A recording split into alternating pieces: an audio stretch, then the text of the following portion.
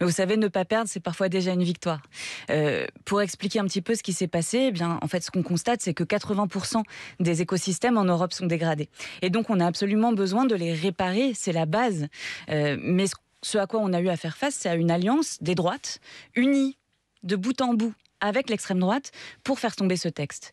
Et donc, effectivement, ils ont réussi à affaiblir considérablement la portée de ce texte, mais nous nous sommes battus jusqu'au bout pour faire en sorte que ce texte-là soit adopté. On a vraiment besoin de protéger la nature et on continuera à se battre dans le cadre du Pacte Vert. Je crois que la victoire qu'on a arrachée, c'est pas seulement sur ce texte-là, mais c'est aussi pour dire est-ce que c'est stop ou encore ? Est-ce que l'environnement, ça commence à bien faire ? Ou est-ce que face à l'urgence, il faut qu'on continue ? On continue. Qu'est-ce qu'il en reste de ce texte ? Il a été totalement vidé de sa substance, a dit l'eurodéputé LR Anne Sander qui a voté contre.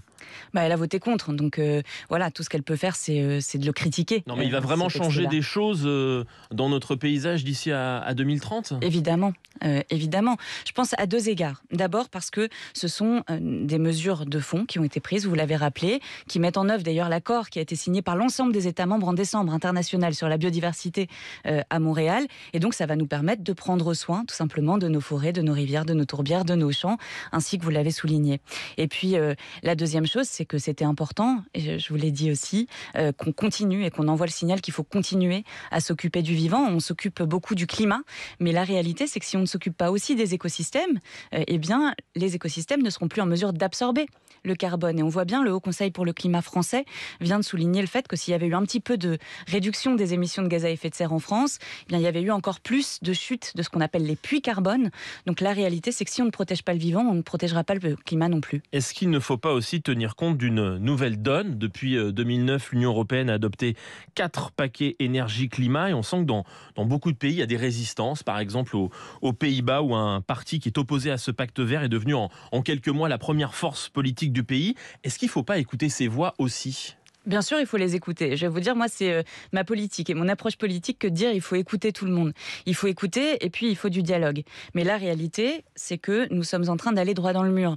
Vous savez, il y a 9 limites planétaires qui conditionnent la capacité de l'humanité à habiter sur cette planète.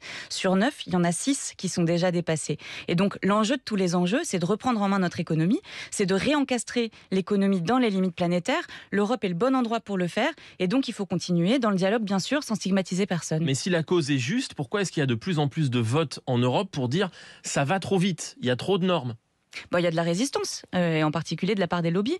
Prenez l'exemple de la loi sur la restauration de la nature. On avait la COPA-COGECA, donc la FNSEA, on avait le Comité national des pêches, on avait des industries de la forêt comme Fransilva qui étaient contre ce texte. Mais on a reçu aussi le soutien de multinationales comme Coca-Cola, premier pollueur plastique, on ne peut pas quand même l'accuser d'être écologiste, d'Unilever, de Nestlé, de la Fédération européenne des chasseurs et de la Fédération européenne des pêcheurs. Donc on voit bien que oui, ça dérange quelques intérêts qui sont des intérêts en place, mais la réalité, c'est qu'un nombre croissant de personnes et même d'intérêts privés réalisent qu'on n'aura pas d'économie sur une planète morte. Donc il faut y aller. Ça, c'est un combat que vous mènerez donc dans la campagne pour les Européennes. 9 juin 2024, vous serez la tête de liste des Verts. Vous avez 36 ans, vous êtes issu du monde associatif. Vous avez cofondé l'association Notre Affaire à tous, qui a pour but de se servir du droit pour contraindre les États à agir. Quelles sont vos différences avec Yannick Jadot, qui portait cette liste en 2019 ? Moi, la question des différences, elle m'intéresse pas. La question, moi, elle m'intéresse. Oui, mais la question, c'est les combats que je porte et ce pourquoi les écologistes m'ont donné leur confiance lundi dernier. Et ce que je veux porter, c'est une Europe du vivant et une Europe de la justice. Parce que je crois qu'on a vraiment besoin à la fois de sauver la planète, mais aussi de faire vivre la justice, alors qu'on atteint 100 millions de personnes en Europe, un Européen sur 4, qui est en risque de tomber dans la pauvreté quand il ne l'est pas déjà. Voilà ce que je veux porter pour ces élections. On a beaucoup de travail dans cette direction. Yannick Jadot, j'en ai parlé, avait fait un plutôt bon score, c'était 13% en 2019, mais un score qui était resté assez faible dans les catégories populaires, comme les autres listes de gauche d'ailleurs. Comment est-ce que vous allez vous y prendre pour élargir votre électorat ? Il n'y a pas de solution magique. Il n'y a pas de solution magique. Moi, je vais vous dire mon approche. Je suis issue d'ATD Quart Monde. Et notre approche, c'est de dire on ne peut pas, tout ce qu'on fait sans les gens, on le fait contre les gens. Et donc, il faut d'abord écouter. Ça, c'est la première chose. Et puis, il y a des combats, il y en a beaucoup, mais je vais vous prendre un exemple. Il y a des combats qu'il faut absolument mener si on veut faire une écologie populaire exemple, et en politique en général. L'exemple de l'alimentation, il est crucial. Pourquoi ? Parce qu'on a 16% des gens dans notre pays qui ne mangent pas à leur faim et 40% en tout qui ne peuvent pas manger ce qu'ils et elles souhaitent.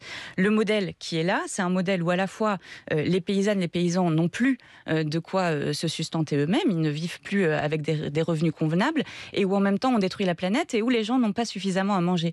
Cette bataille-là, c'est la bataille de la politique agricole commune. donc Elle vous se avez joue à des Bruxelles. solutions pour manger bon pour la santé et en même temps pas cher. Il faut changer ce modèle. Il faut changer ce modèle pour permettre à tout le monde de manger à sa faim, mais aussi de préserver nos écosystèmes et d'assurer une juste rémunération pour les paysans. À Bruxelles, c'est Benoît Biteau qui mène ce combat. C'est un écologiste. Il est souvent seul parce que les écologistes sont les seuls à défendre une réorientation profonde de notre politique agricole commune. Marie Toussaint, vous partirez seule dans cette bataille, pas d'accord avec les autres partis de gauche qui composent la NUP. Ça veut dire que vous avez plus de différences que de points de convergence entre vous. Finalement, vous n'êtes pas capable de dégager 10 propositions communes pour l'Europe, par exemple ? Vous savez, moi je ne suis pas crispée sur cette question. Est-ce qu'il y a eu une convergence ces dernières années ? Là, manifestement, il n'y aura pas d'accord. Vous n'êtes pas ça a crispé, été mais adopté vous irez, à 86% effectivement par mon parti de faire une liste autonome. Les convergences, elles ont eu lieu. Il y a eu un travail, et je salue en particulier le travail de Manon Aubry, que je remercie beaucoup pour avoir essayé de réunir les positions. Qui, elle, est du côté de la France insoumise. Tout à fait. Mais est-ce que les conditions sont remplies ? Je crois que ça a été tranché, non. Il y a des questions de fond, en particulier. Les écologistes, nous sommes les plus pro-européens. À gauche, nous sommes les plus fédéralistes.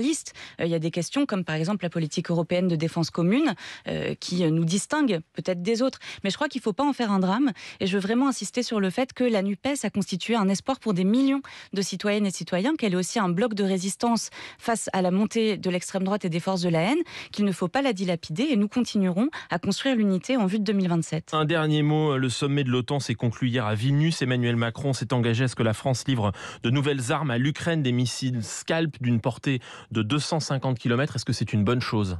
Oui, il faut continuer à soutenir l'Ukraine, qui a été lâchement attaquée par Vladimir Poutine.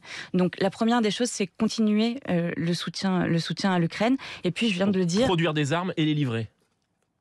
Alors, il faut que ce soit sous supervision démocratique, il faut qu'on fasse attention. Je vous parlais de politique européenne de défense commune. Ça doit être sous supervision démocratique, ça doit permettre d'aider les pays et les peuples agressés. Mais l'Europe de la défense, je souhaite aussi qu'elle travaille à la paix et donc au désarmement. Merci à vous, Marie Toussaint.